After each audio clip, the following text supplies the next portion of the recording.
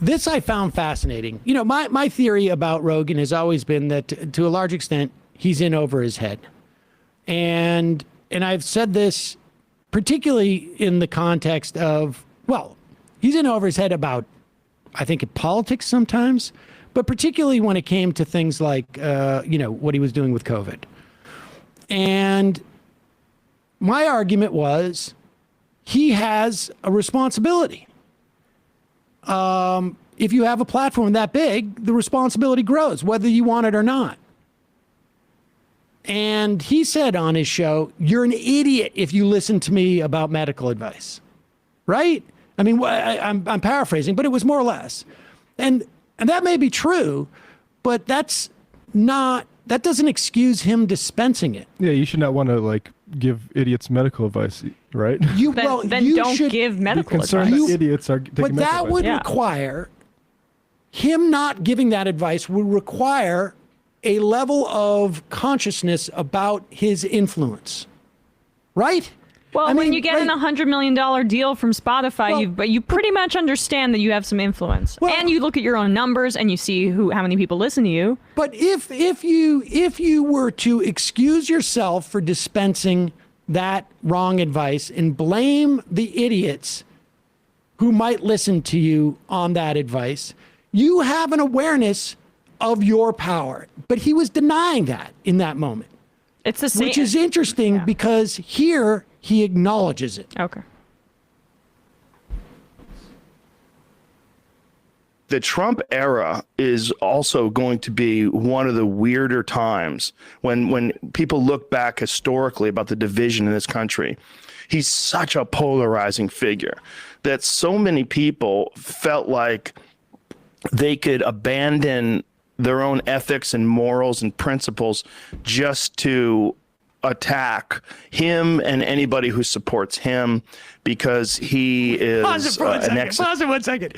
Imagine historians are going to say the amazing thing about the Trump era was how bad other people were during it. Everyone overreacted. The great overreaction. Are you like? That is an amazing first thing to note about, like, I could see saying, like, yes, there were some people who were basically like any means necessary to get rid of Trump, although I'm not quite sure who would be in that category, what that was. But yes, undoubtedly there were. But that's like down, if it's a 12 chapter book on Trump, that's like maybe chapter 9 or 10. Yeah, I mean that's de-emphasized in Nixon like biographies. The That's the exact idea same that thing. Joe Rogan has a grasp on what is emphasized in history and what is not Well, but is he's- like probably is dubious. Well, but the one that he highlights first, the first thing that comes to his mind is the way that people reacted to him. All the Twitter bans. That's what they're going to be leading the headlines Trump with. derangement syndrome.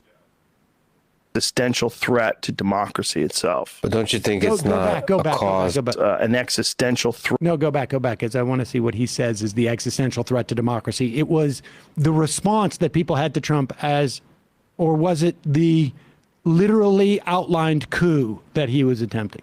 Morals and principles just to attack him and anybody who supports him because he is an existential threat to democracy itself. But don't you think it's not a cause, but maybe like a symptom? Like it's going to get, you said it got real weird. Maybe it's going to get weirder. Yeah, I think it's going to get weirder. He's going to run again. You and think it's he gonna wins? Get weird. Well, he's running against a dead man. You know, I mean, Biden shakes hands with people that aren't even there when he gets off stage. Yeah. I think he's seeing ghosts. Yeah. Did you see him on Jimmy Kimmel the other day? No. Well, he was just rambling. I mean, if he was anyone else, if he was a Republican, if that was Donald Trump doing that, every fucking talk show would be screaming for him to be off the air. And by the way, I'm not a Trump supporter in any way, shape, or form. I've had the opportunity to have him on my show more than once. I've said no every time. I don't want to help him.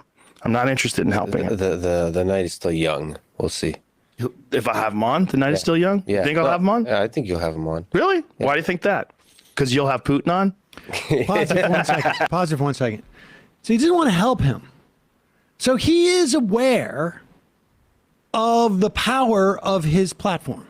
Now, it's also interesting, and I don't know if I believe that that's the reason why he doesn't want to have Trump on. No. Because I think if Joe Rogan and Donald Trump get into a room and do a show together, one of them comes out of there in worse shape than the other. There is either Rogan is shown that he can't really interrogate or the wrong word, really question or probe or challenge Trump, or he does, or he decides to, and Trump looks bad. And so it's like, I'm not sure that it's really a question of, I don't want to help Trump as much as I don't want to pay the price of either of hurting Trump or making myself look bad. You know, he's been open. He likes DeSantis better. He said it last week. I think that's a big part of it too. That may be part of it too. He might like DeSantis better, but if he liked DeSantis better, he could bring Trump on and grill Trump. But he doesn't necessarily want to alienate those people.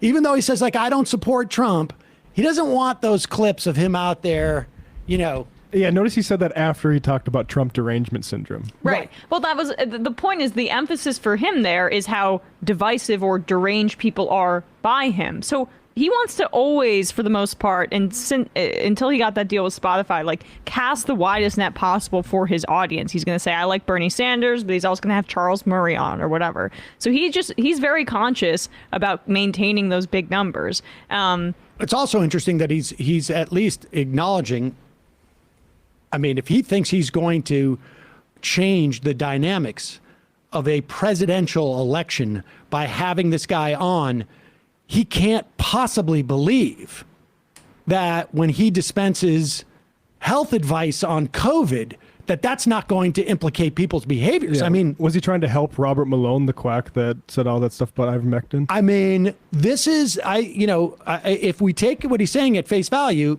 his awareness of the implications of his show are far greater than when he just says, I'm just a comedian.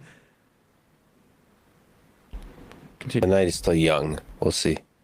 If I have him on, the night is still young? Yeah. You think I'll have him on? Yeah, I think you'll have him on. Really? Yeah. Why do you think that? Because you'll have Putin on? And you're competitive as fuck. No. I think ultimately, I mean, you've had a lot of people that I think you may otherwise be skeptical. Would I have a good conversation? Which I think is your metric. You don't care about politics, so can I have a good conversation? And I think you had like people like Kanye on, for example, and you had a great conversation with him. I think but Kanye's an artist. But Kanye doing well or not doing well doesn't change the course of our country. Yeah, but you don't. Do you really bear the responsibility of the course of our country based on a conversation? I think you can revitalize and rehabilitate someone's image in a way that is pretty shocking. Look at the way people look at Alex Jones now, because Alex Jones has been on my podcast a few times. But yeah, which direction? The people that have watched those podcasts think he's hilarious. And they think that he definitely fucked up with that whole Sandy Hook thing. Fucked up. But he's right more than he's wrong. And he's not an evil guy. He's just a guy who's had some psychotic breaks in his life. He's had some genuine mental health issues that he's addressed. He's had some serious bouts of alcoholism, some serious bouts of, substance. Right, well, we don't need to hear his apologies for Alex Jones. Yeah, he messed up with that year-long, basically program of harassment of people whose children died in a mass shooting. Hey, everybody makes mistakes. It's a fuck up. It's a fuck up. But here he is. Like, he is now admitting what he denied when he was called on it about COVID, which is he knows the influence of his show. He knows he's not just a comedian. You can't go back. If you want to just be a comedian again and just have a show, then just do the show and don't put out the actual content. I mean, just put it out to your friends. Put a paywall up that's $150 per episode, whatever it is. He knows the influence he has. And so any of this talk that people retreat into, I'm just a comedian. I can't be held to any type of standards. When you hear that from someone, they are running consciously from their responsibility. Limbaugh did it. Hannity did it. Bill O'Reilly did it. Tiller the baby killer. They all do it. All of the biggest cowards will deny their responsibility when they do this type of stuff. And they know exactly what their responsibility is. You know, for a guy that's more right than wrong, here's just a story Alex Jones was commented on. Alex Jones warns of whites being wiped out in Africa, says the black South Africans think the more barbarous, the better. But that's 4 years ago, Matt. I'm sure he's doing stuff that is much more That responsible. was one during today. one of his psychotic breaks. I just want to point out that like that, Joe Rogan ran with that exact line himself. There's a TMBS video with Michael where he responded to why is Joe Rogan peddling this white genocide stuff. It's because Joe Rogan listens to Alex Jones and thinks he's more right about things than wrong. And it's this sort It's a of problem. It's a real problem. that's his ideology. Like people get precious about what an ideology means. It's the ideas that you have available to you and like the systems that have brought them to you. Just because it's not coherent doesn't Exactly. mean that it's not an ideology. Yeah. And pretty much it coheres right wing for Joe.